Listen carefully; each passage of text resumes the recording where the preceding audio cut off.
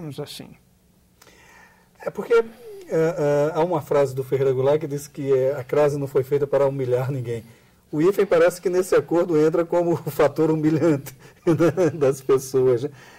O senhor estava dando o exemplo de água de colônia e lua de mel, né? Quer dizer, como é que fica o hífen aí nessas duas situações? O hífen é o ponto que tem mais contradições e é o ponto menos lógico do acordo. Então, eles tiraram o hífen de várias expressões que se utilizava antes e colocaram em outras. Mas, sobretudo, fizeram várias exceções.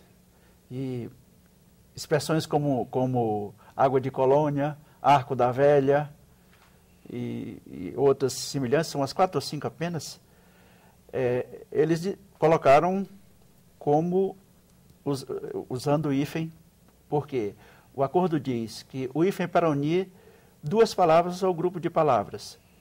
Agora, quando um grupo de palavras, 3 ou mais palavras, tem, por exemplo, Maria vai com as outras, não é?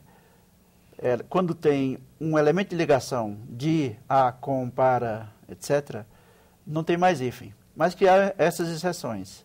E o exemplo que eu sempre gosto de colocar nas palestras que faço sobre o assunto é o seguinte. Água de colônia, o acordo diz que tem hífen porque é uma expressão tradicional. Eu lembro que lua de mel é uma expressão tão tradicional quanto água de colônia, mas é sem hífen. Então, é uma regra criada, não se sabe por quê, ou se é um prêmio ou se é uma punição. Agora, do ponto de vista de quem escreve, né? Quer dizer, como é que fica o criador diante dessa confusão toda? Zacarias, você é jornalista, você quer dizer, tem que trabalhar aquela tal luta van do poeta Drummond. Quer dizer, como é que se dá isso no dia a dia do criador de textos? Olha, uma das... Agora eu já me acostumei mais, mas nos primeiros momentos de 2009, quando o acordo começou a entrar em vigor, o meu socorro imediato, e a literatura sobre o tema não era ainda muito, era o VOLP, o Vocabulário Ortográfico da Língua Portuguesa, preparado pela Academia Brasileira de Letras. Então, até na sala de aula, o aluno perguntava, professor, essa palavra é com hífen, é sem hífen, como é que escreve? O meu socorro era o VOLP. Agora que a gente já fizemos esses 2 livros, já temos esse aqui e tudo, e eu já estou mais acostumado, até porque, sabidamente, quem mais aprende na sala de aula é o professor, não é o aluno, até porque ele tem que preparar a aula e depois ele tem que dar aula e ele tem que saber dar as respostas. Então, eu já estou bastante mais acostumado com as novas normas da ortografia. Mas o conselho que eu dou para quem precisa trabalhar com um texto, principalmente escrito, é que tenha alguma ferramenta na mão para poder fazer a consulta. As próprias bases do acordo, os dicionários grandes, novos, eles trazem as bases e às vezes pelas bases você pode mais ou menos saber algumas regras que você pode ver facilmente para saber como escreve a palavra. Então, o conselho é esse mesmo, é consulta, e a questão do hábito você vai conseguindo escrever de forma mais adequada. A gente, inclusive, tem aqui no livro, esse folder está no livro, e fizemos também em formato de folder, para que as pessoas possam fazer uma consulta rápida de todas as bases. Isso aqui dá uma facilidade, porque você pode transportar e tudo.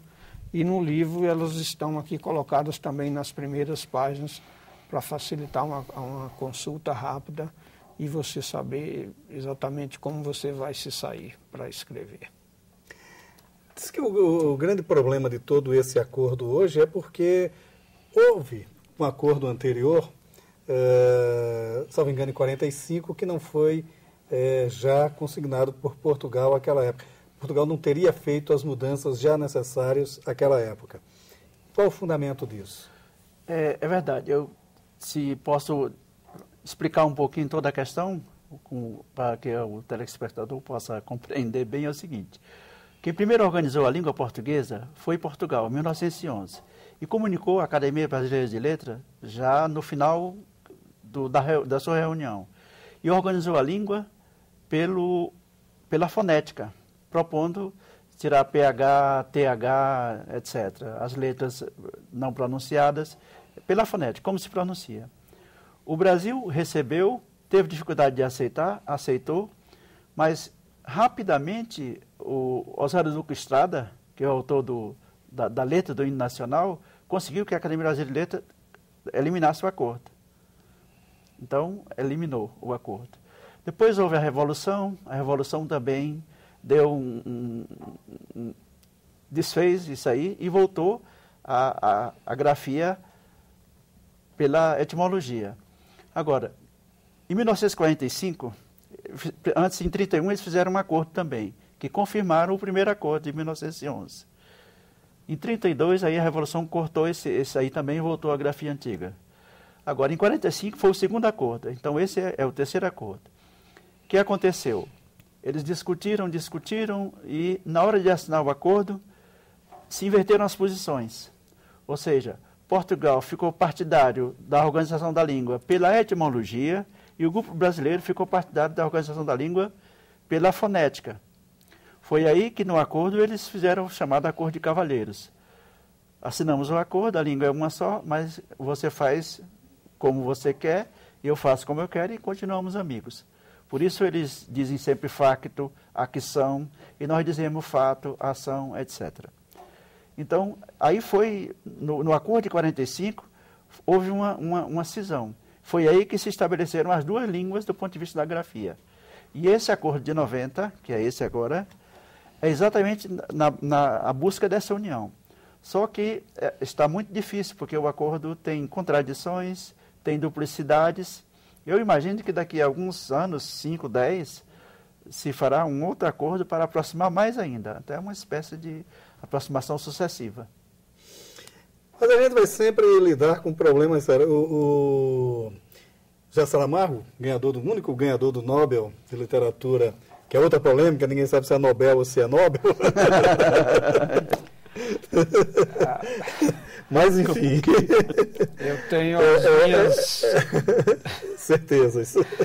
Mas, enfim, o Saramago já dizia que ele permitia que os livros dele fossem editados no Brasil, desde que mantivessem grafia portuguesa. Né? Quer dizer, e a leitura não atrapalhava, né? Quer dizer, você lê o Saramago com certa fluência, né?